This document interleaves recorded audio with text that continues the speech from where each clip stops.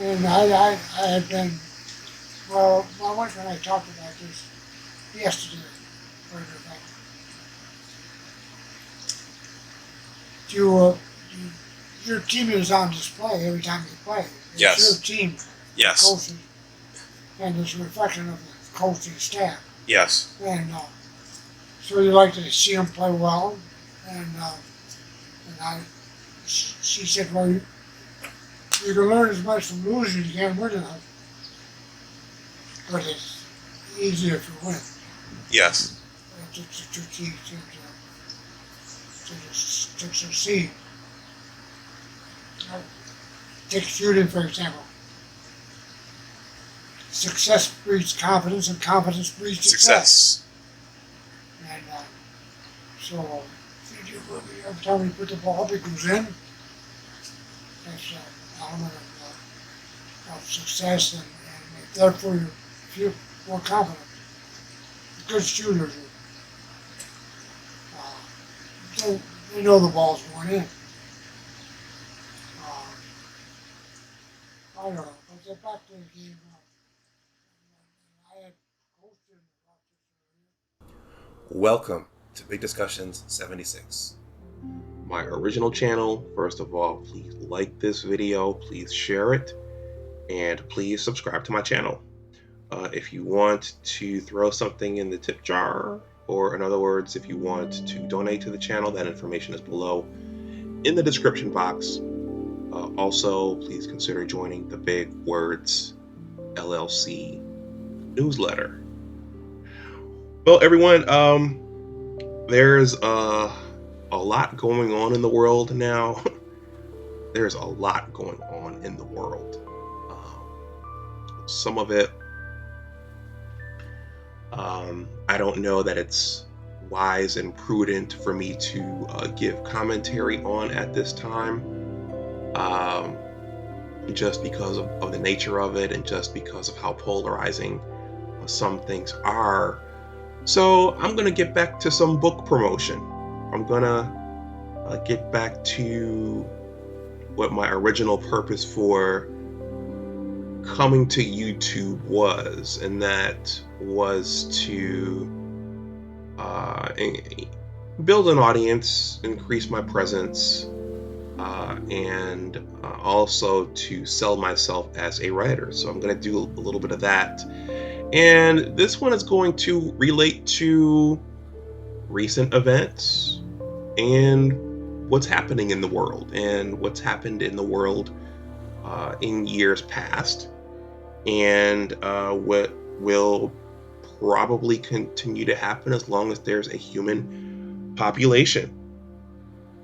So my book project, The Engineers, a Western New York basketball story, I did do a live stream on that about a month or so ago, talking about one of the key themes, which is mentoring and the transfer of knowledge.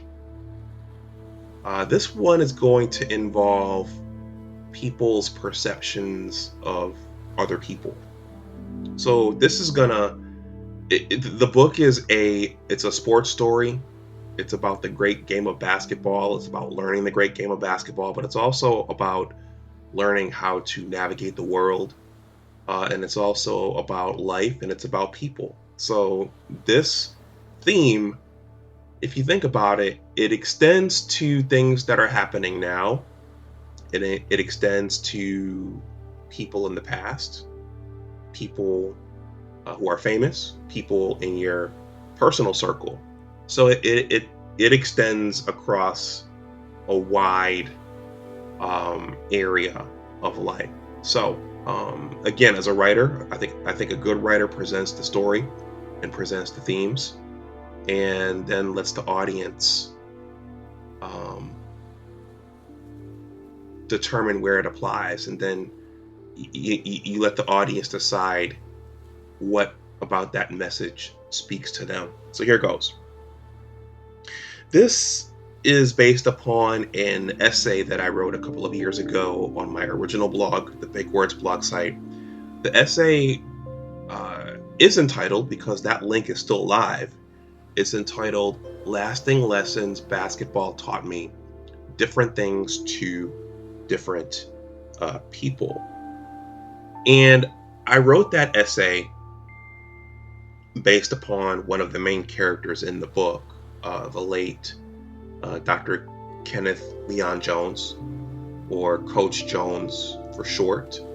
I uploaded I think it's about an hour-long video over on my sports channel, and I'm going to leave that in the description box below. But it's called "Who Was Coach Jones?"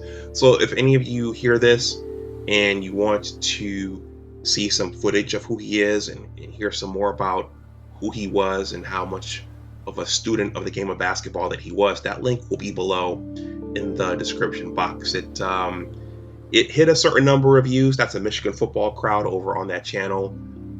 So it could use some more love. So if you decide to watch it, it's a long video, but please give it a like, maybe leave a comment, and let me know what you think. But I did, 30 to 40 interviews for this book project. And one of the topics that came up during those interviews, because the interviews were with former teammates, they were with players who played for Coach Jones when I was an engineer, and the interviews were with players who played for Coach Jones before I became an engineer. So there were some players there who were there when he took over the program, and then there were players that were there when I was donning the maroon and gold myself. I also spoke to the coach who took over for Coach Jones when he retired.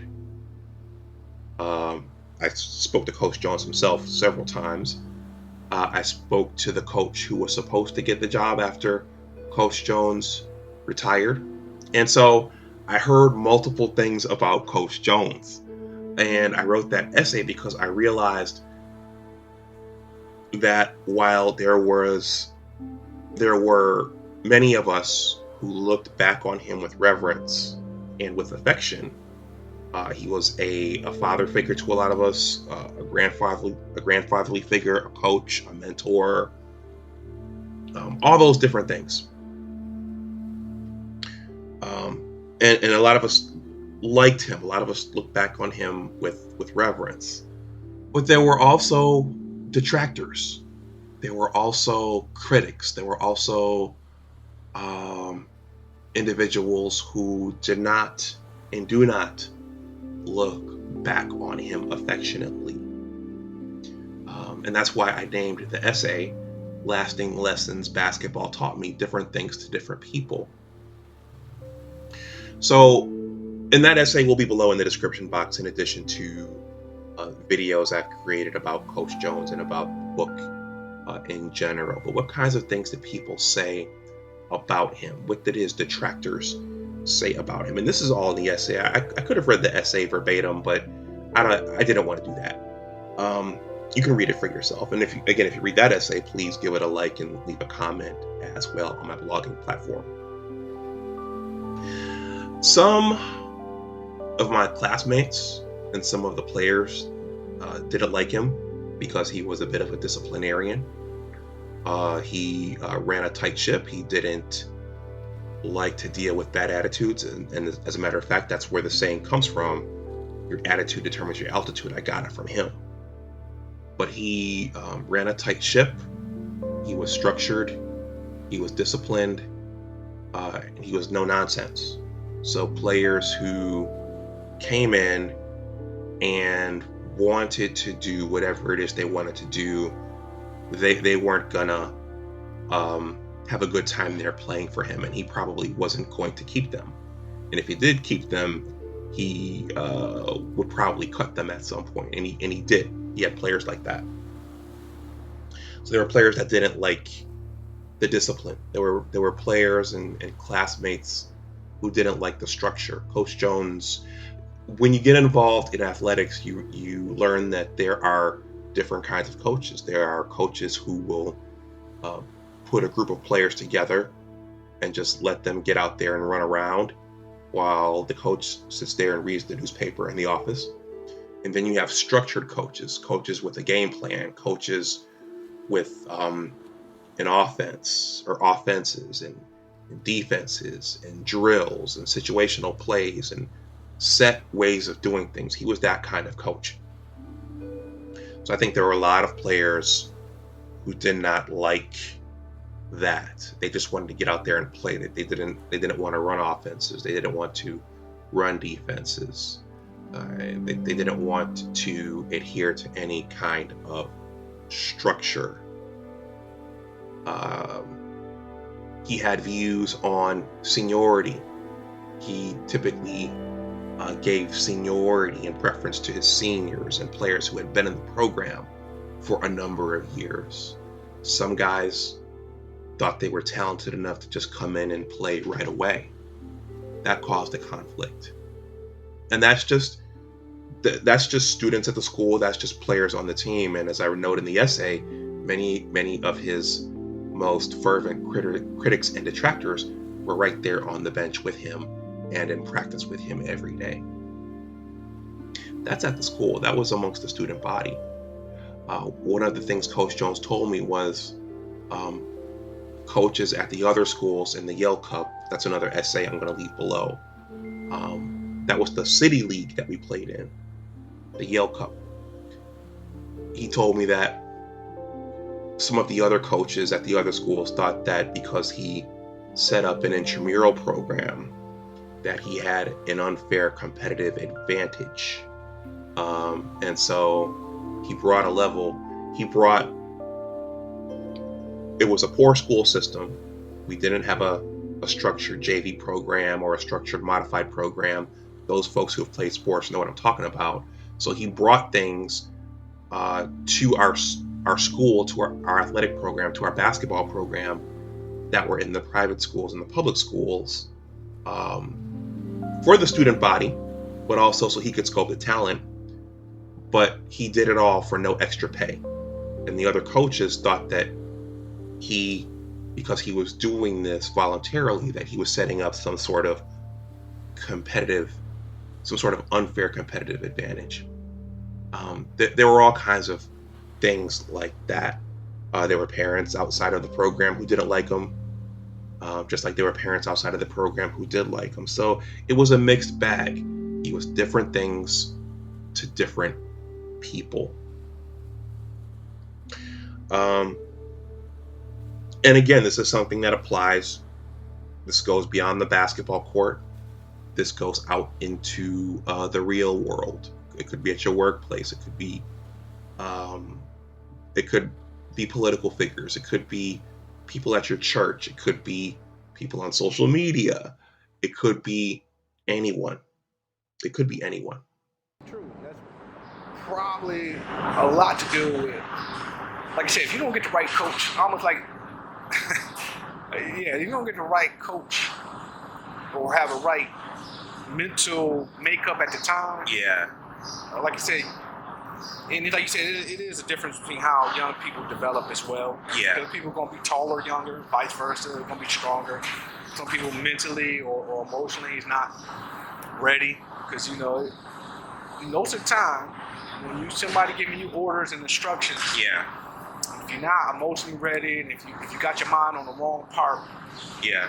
you're not going to try as hard, you're not going to be into it, you're not going to absorb as much. Did you see the traditional team play? Before I get to the last part of this video, one of the seniors on the 1990-91 Hush Tech boys basketball team, who the story is in part based around as well. I'm going to shout him out. I don't think he'll mind me saying his name. Curtis Brooks, number 13. His interview was one of my favorites of all. He was very wise, very balanced, and he told me, and this is in the essay below if you read it, he says, if your mind wasn't screwed on right, if your head wasn't in the right place, you wouldn't be able to take the coaching, and you wouldn't be able to take the guidance, and you wouldn't be able to take the correction that was given to you. Okay, I'll let you apply that wherever you want to apply that, but In other words, if your mind isn't right, if you're not in the right frame of mind, you're not going to be able to take the wisdom and the guidance that someone is giving you. In that instance, he was talking about his teammates and classmates, but again, it applies way beyond the basketball court. So different things to different people. We're all different things to different people. I'm going to close this with someone from pop culture and from media. From music that we've all heard of, and depending upon the era that you grew up in, you heard about this person all the time, whether or not you listened to his music or not. I'm thinking about the king of rock and roll, Elvis Presley. Well, I didn't listen to Elvis Presley growing up, but I did listen to Public Enemy and the conscious hip hop of the late 80s and early 1990s. And I'm thinking about Fight the Power by Public Enemy.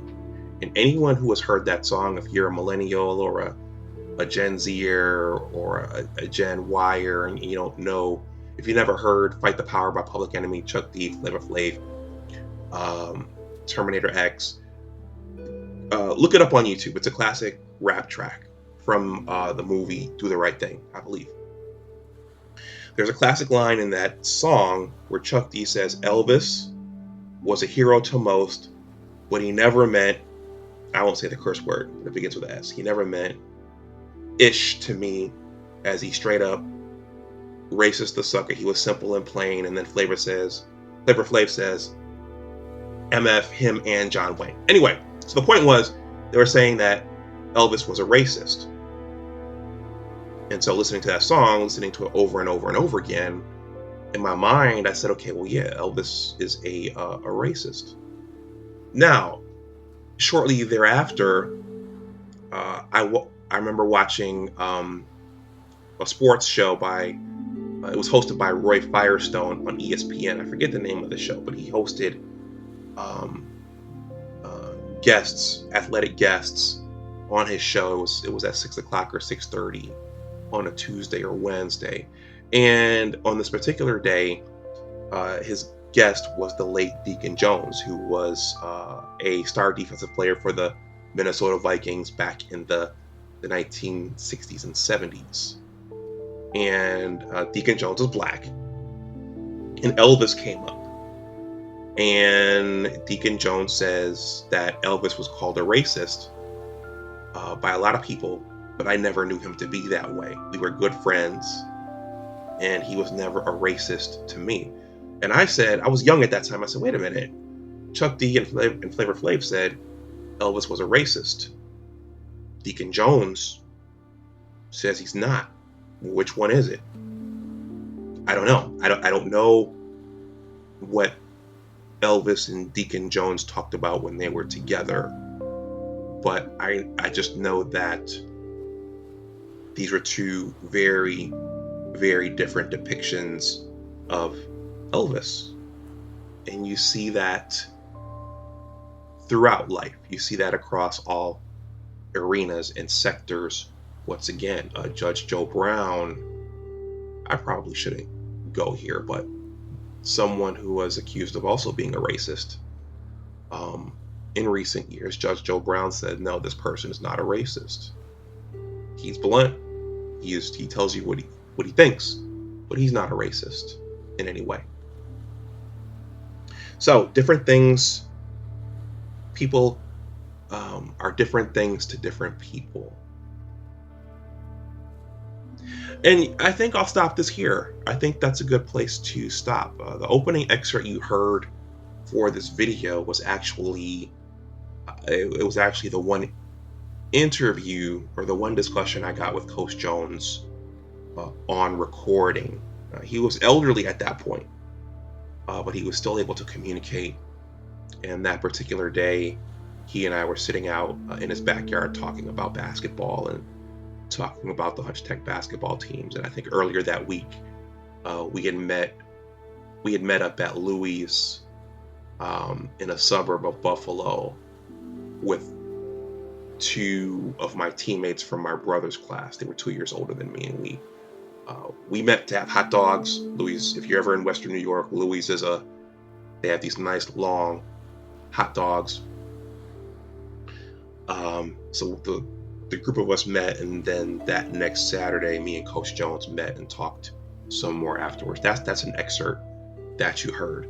But anyway, let me know what you think in the comments section below. Has any of this spoken to you? Again, it's a sports story, but it's a life story as well. So it's about real people, real things, and real social dynamics, real interpersonal dynamics, and they extrapolate.